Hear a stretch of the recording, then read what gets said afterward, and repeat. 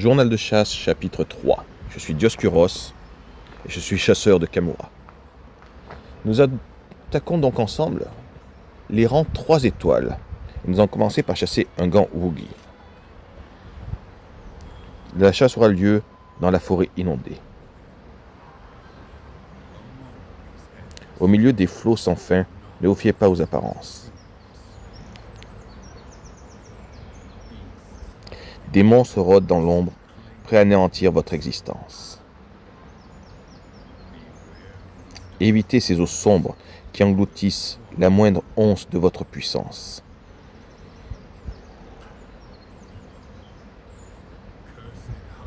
Un terrain de chasse maudit. Ceux qui y mettent les pieds y perdent vite la vie.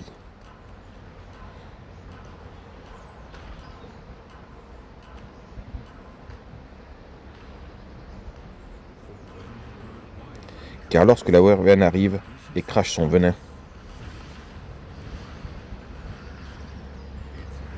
un terrible poison vous prive de votre lendemain.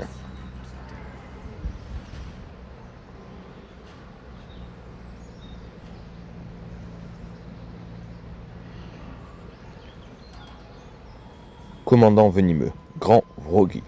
Wrogi, ou je le prononce peut-être mal en fait. Alors moi, en voyant cette cinématique, j'ai une question en tête. Si le grand Jagras rencontrait le grand venimeux là, lequel gagnerait la bataille? C'est une bonne question. On commence directement à l'attaquer et on lui assène 3 tonnes de coups d'épée. Et en attendant, je vais vous dire ce que j'ai appris dessus. Alors déjà, son look, je le trouve pas moche, moi personnellement. On va pas se mentir. Il a son petit style pour l'un des monstres du début. En termes de puissance, on pourrait dire qu'il s'approche du grand Jaggi ou du grand Baggy, grosso modo. Il a une peau souple, orange et marbrée, comme celle d'une salamandre, assez similaire à celle du Lodrome. Son ventre est plus pâle et sa queue a comme des sortes d'ailerons sur les côtés. Sa plus grande particularité est son organe semblable à un sac au niveau du cou, comme vous avez pu voir tout à l'heure. Comme des coussins proches des grands Jaggi et des grands Baggy, il est souvent à la tête d'une meute de ses congénères, les Wrogris. Après, j'accroche toujours peut-être le nom. Il ne faut pas longtemps pour que la quête soit pliée. Ça prouve qu'effectivement, son niveau était proche de ses 2 camarades. Sans perdre de temps, je retourne voir la responsable des quêtes. Et je suis déjà prêt à enchaîner avec une seconde. Le temps est précieux, et j'ai un nombre de jours limité pour atteindre l'archidémon. Après avoir réfléchi, je me valide sur le Kulu-Yaku. Monstre assez marrant d'apparence, on va très vite en savoir beaucoup plus sur lui. Nous irons donc dans la plaine de sable, un endroit désertique. Terre dénuée de toute vie, le néant s'étend à l'infini. Un paysage de désolation, n'ayant connu que la destruction. Dans l'ombre, les monstres se terrent, avides de sang et de chair.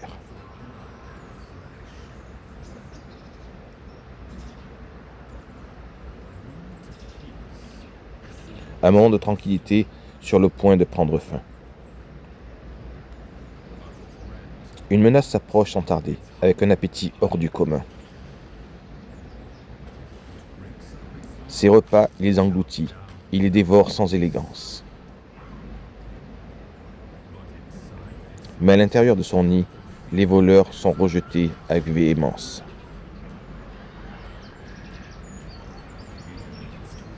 Mieux vaut s'échapper d'ici avant de recevoir des œufs en récompense. Voleur d'œufs, le Kulu-Yaku.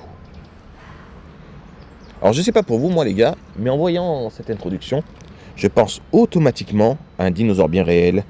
Il s'agirait bien sûr de l'Oviraptor. Le Kulu-Yaku a une structure corporelle similaire à celle de tous les autres Wyvern rapaces.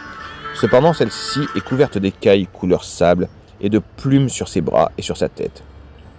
Il semble être une proto-Wyvern qui aurait rétro-évolué jusqu'au stade de devenir Wyvern aviaire. Il n'a en effet pas la capacité de ces dernières comme le fait de vivre en meute et il est doté de plumes sur ses bras, ce qui fait penser qu'il aurait pu être une Wyvern solitaire finalement quand on y pense. Vestige probable d'ailleurs d'anciennes ailes Sa grande lâcheté est probablement le fruit de cette régression qui le rend faible en combat. Je vais vous parler de l'oviraptor, mais quand on fait attention, sa tête, et en particulier son bec, ressemble à celle du dodo, oiseau disparu aujourd'hui, et sa langue est garnie de petites pointes. Ses pattes avant sont habiles avec des doigts en forme de ventouse et des griffes qui lui permettent de saisir, de manipuler des objets, comme les œufs, des rochers ou même des fois, tout simplement, des objets rares. Sans grande résistance, nous continuons à l'enchaîner de coups violents. Nous l'avons vu utiliser les rochers ou les vases contre nous, encore une fois, et finalement, l'adversaire mord la poussière dans ce désert aride où il a semé la terreur. À peine arrivé, je dois voir Fugen l'Ancien.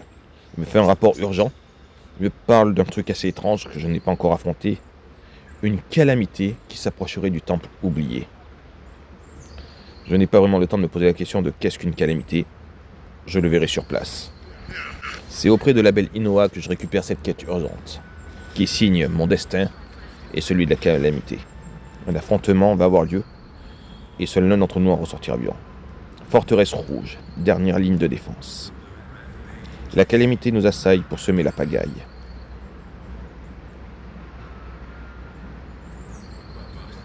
Mais il ne sert à rien d'avoir peur face à ce malheur. Car notre forteresse est là pour nous protéger lors du combat.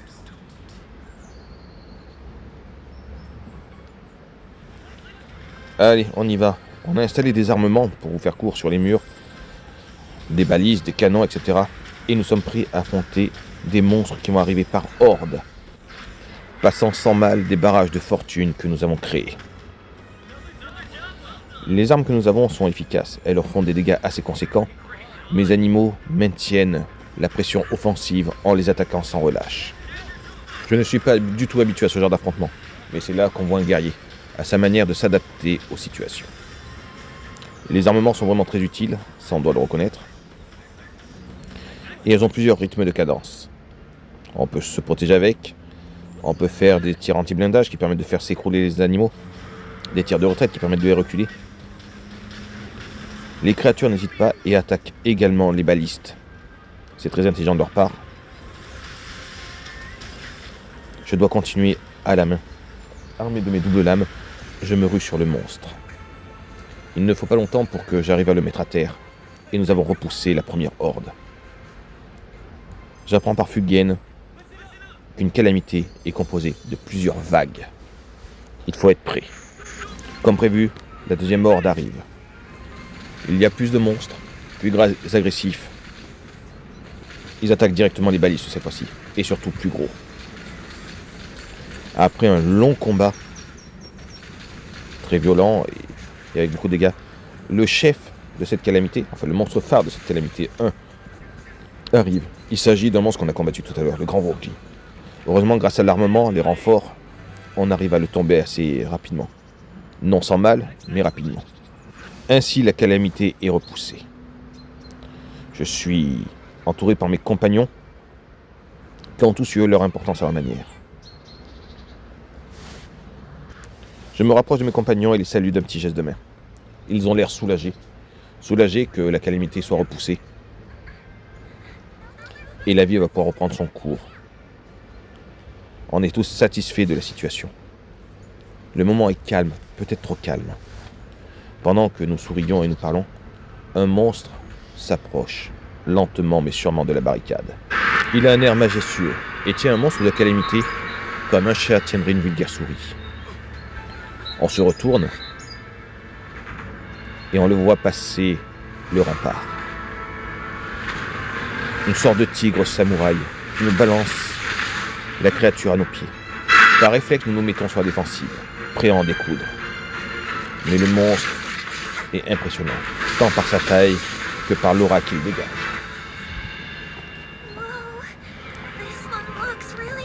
Il a vraiment l'air plus fort que tout ce que j'ai affronté depuis le début. Et je n'imagine pas l'affronter avec les deux enfants à côté de moi. Battre en retraite, effectivement, c'est le meilleur conseil. On prend donc la fuite, pourchassés par la créature. Avec les philoptères, qui ont une importance spéciale, nous nous échappons. Mais il s'enfuit de peu. Je suis conscient que cette créature, je la recroiserai. Sa pauvre proie en profite pour essayer de s'échapper, pensant qu'il a détourné son attention d'elle. Mais il ne faut que quelques instants pour qu'il se détourne à nouveau de nous et parte récupérer son repas. Nous faisons notre rapport à Fugen l'Ancien, qui à ma grande surprise connaît le monstre et répond au nom de Maniamalo. Il est apparu avec la qualité et se nourrit de la horde. Ça, j'avais pu le constater de mes yeux. Mais un monstre aussi puissant que pouvant faire peur à une horde entière n'est clairement pas rassurant. J'apprends qu'il y a 50 ans, on avait été déjà confronté à cette situation et que ce fut une hécatombe. La peur se lit sur les visages des plus jeunes. Une peur qui me semble tout à fait rationnelle à moi. Fugen essaie de les rassurer, en prétendant qu'il y a un chercheur de section à leur côté. À ce moment-là, il me désigne. Et il me demande d'éliminer le Maniamalo. En me disant que mon devoir est de protéger Kamura. Je hoche de la tête. Cette mission me paraît tellement difficile, mais devant les enfants, je ne peux pas la refuser. Ni devant Fugen. Après tout, je suis chasseur. Je repars donc voir Inoa. Je sélectionne une quête. Ce sera donc un Ludroth royal que nous irons affronter. Dans une forêt, un ruisseau d'argent coule sous le voile de l'obscurité.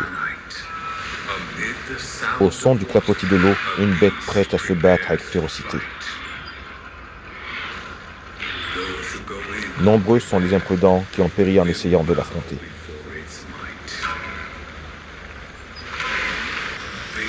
Sur la cascade, cette bête attend le flot de l'eau la protégeant.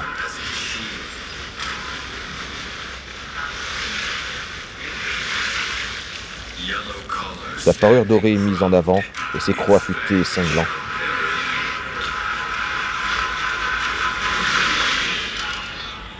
Champion à crinière, le Ludroth royal.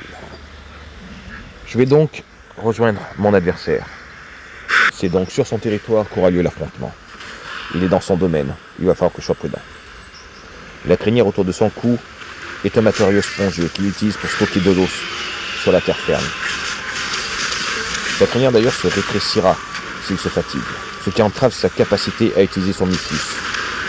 Habituellement, lorsque cela arrive, il se retirera dans l'eau pour récupérer de l'endurance.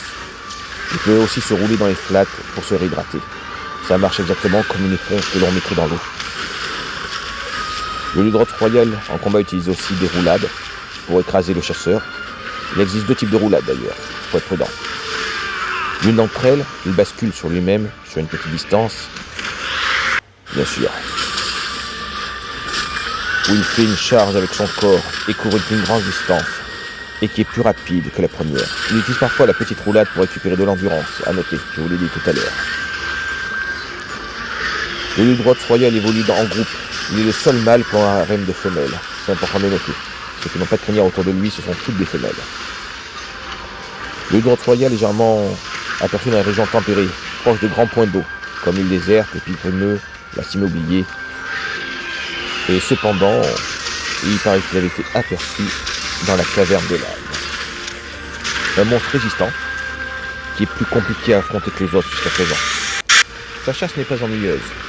Il ne laisse que peu de répit, et malgré tous les coups et la souffrance qu'il a endurés, il continue à lutter vaillamment.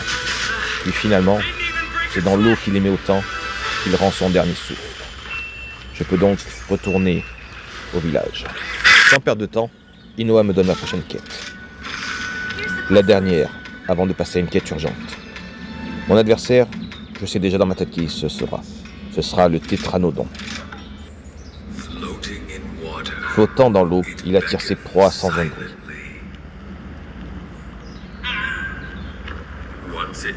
Une fois ses victimes à portée, fuir n'est plus permis. Sa puissance et sa témérité sont sans commune mesure.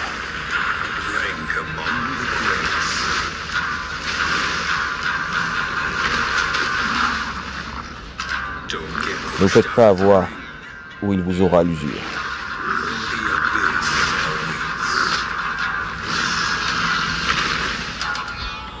Lutteur amphibien, le Tétranodon. C'est donc décidé, c'est dans ces terres gelées que je vais affronter cet imposant adversaire. Le tétranodon est donc un gros monstre amphibien, à l'aspect similaire à l'ornithorynque finalement. Son corps est majoritairement vert, avec une carapace sur le dos et sur la tête, des mâchoires semblables à un bec et des pattes griffues. Je noterai qu'elles sont palmées. Il est en grande partie recouvert d'une végétation aquatique. Est-ce que c'est des algues ou de la mousse? Je ne sais vraiment pas trop dire. Le tétranodon est un monstre vorace qui peut engloutir du gravier jusqu'à gonfler son ventre de façon démesurée. Un peu comme le grand jagras finalement quand on y pense. Lorsqu'il a avalé une proie, une fois l'estomac plein, il est plus lent, mais inflige plus de dégâts et peut utiliser de nouvelles attaques. Il faudra donc faire attention à ces détails. Il peut cracher des projectiles d'eau, pouvant infliger une affliction, justement l'affliction aquatique. Avec ses pattes ou avec son bec, il peut également bondir sur le chasseur. Lorsqu'il est le ventre rempli, il peut projeter de la roche en frappant le sol avec ses pieds, à la manière d'un lutteur de sumo. Il peut aussi déterrer d'énormes rochers pour le lancer sur ses ennemis et créer des petites bourrasques en agitant ses bras avec force. On voit déjà que c'est un adversaire qui a plus de capacités différentes que les autres monstres que l'on a affrontés. Le combat est assez violent. Après avoir essayé de me gober une ou deux fois ou m'avoir projeté plusieurs fois en arrière, je vois qu'il commence à fatiguer. Il s'est replié, sa fin est proche. On lui assène autant d'attaques que l'on peut. Que ce soit Zacian, que ce soit Gandalf, ou même moi, on essaie de faire pleuvoir les coups sur lui. Malgré tout, il résiste, puis il chute. J'en profite pour charger aussi vite que je peux, et enfin, dans un dernier soupir, il se dégonfle. Je retourne au village, et après avoir discuté à Fugen, j'apprends qu'il faut que j'aille voir le forgeron. Sûrement ma mission, ma quête urgente. J'acquiesce de la tête et file voir Amon. Après une brève discussion, il m'explique que je dois chasser un dernier monstre pour lui. Je vais donc parler à Inoa, qui s'occupe de gérer les quêtes, et j'apprends le nom de mon adversaire, le Bishaten. Aux dernières nouvelles, sur la route de la perdition, se tient une fausse sentinelle chargée d'une terrible mission.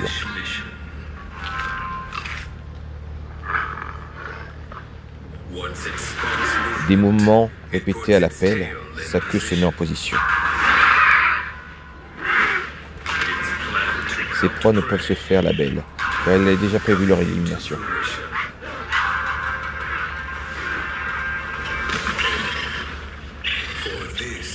Au sein de la citadelle, il n'y a aucune exception.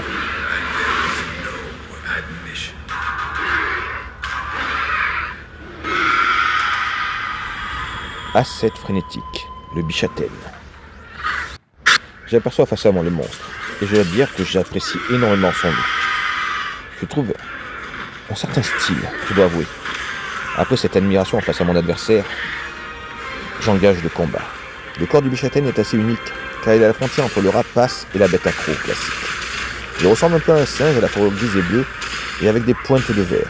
Son corps est principalement recouvert de poils, mais ses bras possèdent des plumes, tout comme finalement le Kachawacha. Le Bishaten possède des platagiums sur ses bras, qui lui permettent de planer. Mais ses membres ressemblent à des ailes d'oiseau. Ses pattes postérieures sont semblables à des cerfs et son museau se termine par un bec. Au niveau de son bassin se trouvent de grandes ailerettes de poils. Sa queue a l'apparence d'une véritable cinquième patte, avec des doigts, des coussinets et des griffes. On notera qu'elle est très musclée, au point que le Bishaten peut se percher sur elle et s'en servir comme d'une arme. Alors, le Bishaten est un monstre très agile et son style de combat laisse penser qu'il joue avec ses ennemis. Il est en effet assez enclin à faire des acrobaties, comme tourner sur lui-même ou utiliser ses ailes pour planer et se jeter sur ses opposants. Il profite surtout de sa queue comme d'une patte supplémentaire pour effectuer des mouvements surprenants. Il peut s'y percher, s'y balancer, l'utiliser pour s'agripper à une paroi ou encore jeter des fruits explosifs. Je n'ai pas d'autre choix que de chevaucher notre animal pour essayer de lui infliger des dégâts, et on notera qu'il résiste à ma monture et prend même l'avantage dans le duel face à elle. On voit l'agressivité de ce monstre. Je n'ai pas encore affronté de monstre aussi puissant depuis le début de mes quêtes, et je suis épaté par sa combativité. Il m'aura forcé à utiliser plusieurs potions pour vous dire. Je crois que c'est le seul à m'avoir poussé dans ces retranchements-là. Et il rend coup pour coup à chaque fois que je le frappe. Un adversaire qui ne m'aura pas laissé une minute. Un combat très vif, très rapide, qui demande d'esquiver, de se soigner, d'utiliser des antidotes ou des poisons. Je ne mentirai pas en affirmant que c'est l'adversaire le plus rugueux que j'ai affronté depuis le début de mon aventure. Enfin, il tombe vaincu. Je retourne voir Fugen l'Ancien, sachant que le pire est à venir. Fin du chapitre 3.